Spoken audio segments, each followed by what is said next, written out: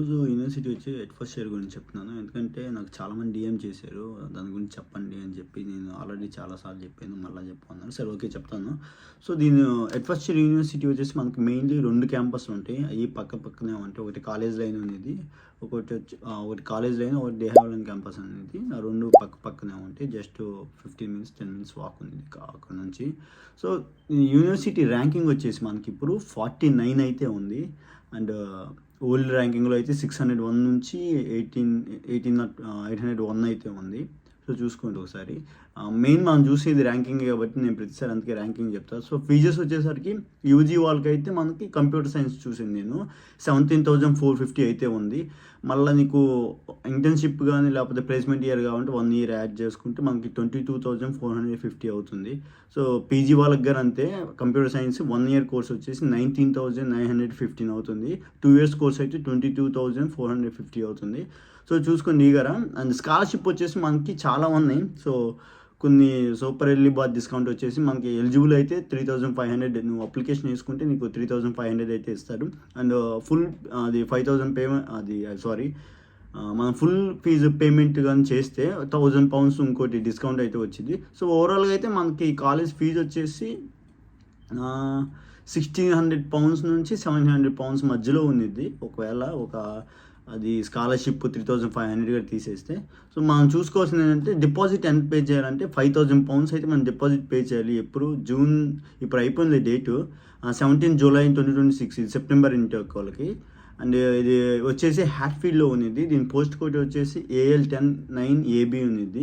అది ఒక క్యాంపస్ది. ఇంకో క్యాంపస్ వచ్చేసి AL109EU అని ఉంది. సో 2 క్యాంపస్లు అని చెప్పి పక్కనే ఉంది.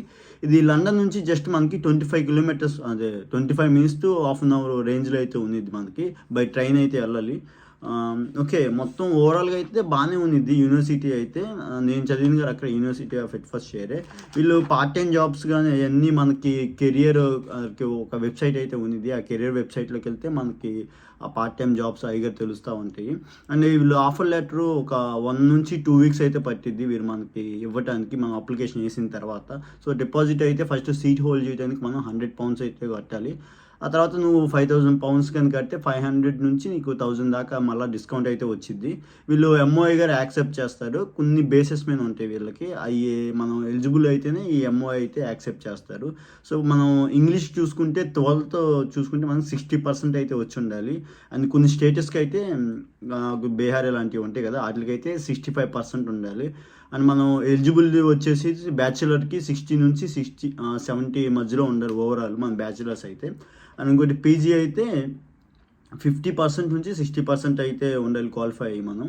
సో వీళ్ళు ఇవన్నీ అయిపోయిన తర్వాత మనం అప్లికేషన్ వేసుకున్న తర్వాత ఆఫర్ లెటర్ కానీ లేకపోతే అన్కండిషనల్ వచ్చిన తర్వాత మనకి ప్రీ క్యాష్, అది డిపాజిట్ పే చేసిన తర్వాత మనకి ప్రీ క్యాష్ అనేది వదులుతారు. ఆ ప్రీ క్యాష్కి అయితే మనం ఇంటర్వ్యూ అయితే జరిగిద్ది. ఇంటర్వ్యూ వచ్చేసి మనకి 2 attempts అయితే ఉంటాయి. ఇది వీళ్ళు స్పాన్సర్షిప్ ఇంటర్వ్యూ అంటారు. దానికి ఇంకోటిగా ఉంది క్రెడిబిలిటీ ఇంటర్వ్యూ అంటారు. మనకి 2 attempts అయితే ఉంటాయి. 1 వచ్చి టెలిఫోనిక్ కాల్ చేస్తారు అండ్ 1 వచ్చి వీడియో కాల్ చేస్తున్నారు. ఇది చాలామంది అడుగుతున్నారు ఏంటంటే, ఫస్ట్ మనకి టెలిఫోనిక్ కాలే చేస్తారు. ఆ టెలిఫోనిక్ కాల్ చాలా ఈజీ. జస్ట్ ఇలా నేను ఎలా బుక్ చూసుకుని నేను కంటెంట్ రాసుకొని చెప్తున్నాను. సో మీరు అంతే చెప్పేసుకోవచ్చు. అది ఇంకోటి వచ్చేసి వీడియో కాల్ అంటే మన ఎదురుగా ఉండేది. ఆరు Zoom meeting are WhatsApp call ఏదైనా చేస్తారు. ఇన్ కేస్ నువ్వు టెలిఫోనిక్ కాల్లో ఫెయిల్ అయితే నీకు వీడియో కాల్ ఉంది. ఓకేనా, ఫస్ట్ మనకి టెలిఫోనిక్ కాల్ చేస్తారు. నువ్వు టెలిఫోనిక్ కాల్లో ఫెయిల్ అయితే వీడియో కాల్ చేస్తారు. మోస్ట్లీ నేను చూసిన వాళ్ళు ఇప్పుడు ఫెయిల్ అయిన వాళ్ళు వై యూనివర్సిటీ ఇలాంటి ఆటలతోనే ఫెయిల్ అయిన వాళ్ళు ఉన్నారు చాలామంది. అది ఇంకోటి కోర్స్ మాడ్యూల్స్ బాగా నేర్చుకొని చాలాసార్లు చెప్పింది. మీరు కోర్స్ మాడ్యూల్స్ కూడా చాలాసార్లు అడుగుతున్నారు. వీళ్ళకి వచ్చేసి 2,000 దాకా ఇండస్ట్రీ లింక్స్ అయితే ఉన్నాయి. అదే ఇండస్ట్రీస్ అండ్ బిజినెస్ మొత్తం లింక్స్ చూసుకుంటే వీళ్ళ యూనివర్సిటీకి ఎట్ ఫస్ట్ యూనివర్సిటీకి 2,000+ అయితే ఉన్నాయి. సో వీళ్ళు ఈ పార్ట్ టైం జాబ్స్ ద్వారా కొన్ని ఫేర్స్ అయితే జరుగుతుంది. ఇప్పుడు సెప్టెంబర్ 30, 2026లో అయితే జాబ్ ఫేర్ అయితే జరిగిద్ది. అది పార్ట్ టైం జాబ్స్కి, అది యూనివర్సిటీలోనే ఉంటాయి ఆ పార్ట్ టైం జాబ్స్ కదా. ఇంకోటి వచ్చేసి మన జాబ్ ఫేర్ వచ్చేసి October 17 అయితే జరిగిద్ది. అది 2026. అది ప్లేస్మెంట్ జాబ్ ఫేర్ అనేది గ్రాడ్యుయేషన్ అయిపోయింది వాళ్ళకి. ఇంకోటి వచ్చేసి మనకి SU అని ఒకటి ఉంది. దీంట్లో అయితే అన్ని ఈవెంట్స్ అయితే జరుగుతాయి మనకి. సో ఈవెంట్స్ అన్నీ చూసుకొని మనం పెట్టుకుంటే మనకు ఓకే. అండ్ ఇంకోటి వచ్చేసి జాయినింగ్ టేక్ 2027 ఓపెనింగ్ అయితే అయ్యిద్ది. తర్వాత ఇప్పుడైతే కొన్ని కోర్సెస్ అయితే మనకి క్లోజ్ అయిపోయినాయి. అది నేను తర్వాత మీకు చూపిస్తాను. సో ఇక్కడ క్రైమ్ రేట్ అయితే ఓకే, పర్లా ఓ మాదిరిగానే ఉంది. చూసుకోవచ్చు మీరు గారా, నేను దాన్ని డిస్ప్లే చేయలేను ఎందుకంటే నాకు అంత తెలియట్లేదు దాని గురించి. సో ఓవరాల్గా అయితే కాలేజ్ అయితే చాలా బాగుంది, నేను చెప్తున్నా కదా, ఎందుకంటే నేను చదివాను కాబట్టి. సో ప్లేస్మెంట్ ఇయర్లో నీకు ప్లేస్మెంట్ రాకపోయినా ఒక 2 ఇయర్స్ కోర్స్ తీసుకుంటే, మీరు 2 ఇయర్స్ కోర్స్లో 1 ఇయర్ అంటే ఫస్ట్ మీరు ఆ ప్లేస్మెంట్ ఇయర్కి ఎలా ఎలిజిబుల్ అవుతారంటే, మీరు అన్ని 70% అటెండెన్స్ ఉండాలా అండ్ అన్నిట్లో ఎట్ ఎ టైం పాస్ అయ్యి ఉండాలి ఫస్ట్ ఇయర్లో. ఇన్ కేస్ మీరు ఫస్ట్ ఇయర్లో ఫెయిల్ అయితే మీకు ఆటోమేటిక్గా మీకు వేరే కోర్స్కి అయితే మాడ్యూల్ దాన్ని రివోక్ చేస్తారు, ఐ మీన్ అంటే పంపించేస్తారని. నేనైతే అడ్వాన్స్ కంప్యూటర్ సైన్స్ తీసుకున్నాను.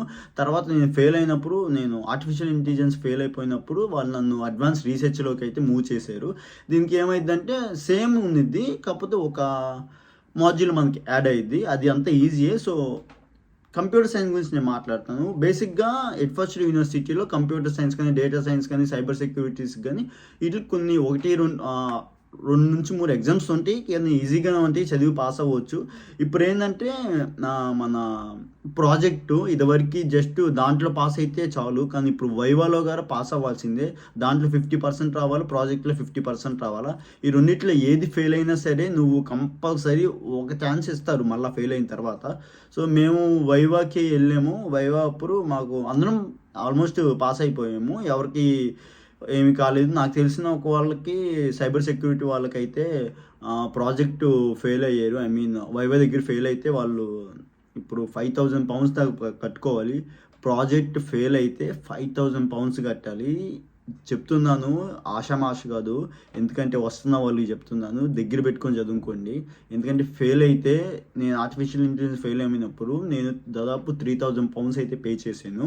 నేను ఒక్కడనే కాదు, నాతో పాటు చాలామంది పే చేశారు. సో జస్ట్ 20 మార్క్స్ వస్తే ఇంకో అటెంప్ట్ ఉండిద్ది, 20 కన్నా తక్కువ వస్తే నీకు డైరెక్ట్ అది ఫెయిల్ అయిపోయినట్టు మాడ్యూల్, ఇంకో అటెండ్గా ఉండదు. 100 మార్క్స్కి అయితే నీకు 20 కన్నా ఎక్కువ రావాలా, 20 కన్నా తక్కువ వచ్చినాయి అనుకో నువ్వు కంపల్సరీ పే చేయాల్సిందే, ఓకేనా. ఇవన్నీ చూసుకొని గుర్తుపెట్టుకొని నేను చెప్పిన కొంచెం బుర్రకెక్కించుకొని రండి ఎవరైనా సరే వచ్చేవాళ్ళు. నాట్ ఓన్లీ ఎడ్ఫోర్డ్ యూనివర్సిటీ కాదు, ఏ యూనివర్సిటీ అయినా మీకు ఎగ్జామ్స్ ఉన్నాయి, అసైన్మెంట్స్ ఉంటాయి, ఈజీయే. మీరు చదవకుండా ఏదో లాస్ట్ బెంచ్ మాలాగా గాలి తిరిగి లేకపోతే ఇవన్నీ కానీ చదువుకోండి. బేసిక్గా చదువుకుంటే కొంచెం పాస్ అవ్వండి. ఫస్ట్ పాస్ అయిన తర్వాత మనం ఏదన్నా చేయొచ్చు. పాస్ కాకుండా ఏం చెయ్యాలంటే చాలా కష్టం, ఇప్పుడు చాలా పే చేయాల్సి వస్తుంది, ఓకేనా, అర్థం చేసుకోండి. అంతే. ఇంకేమన్నా డౌట్స్ ఉంటే అడగండి, మీ కామెంట్లు పెట్టండి, ఇదంతా యూట్యూబ్లో పోస్ట్ చేస్తాను నేను.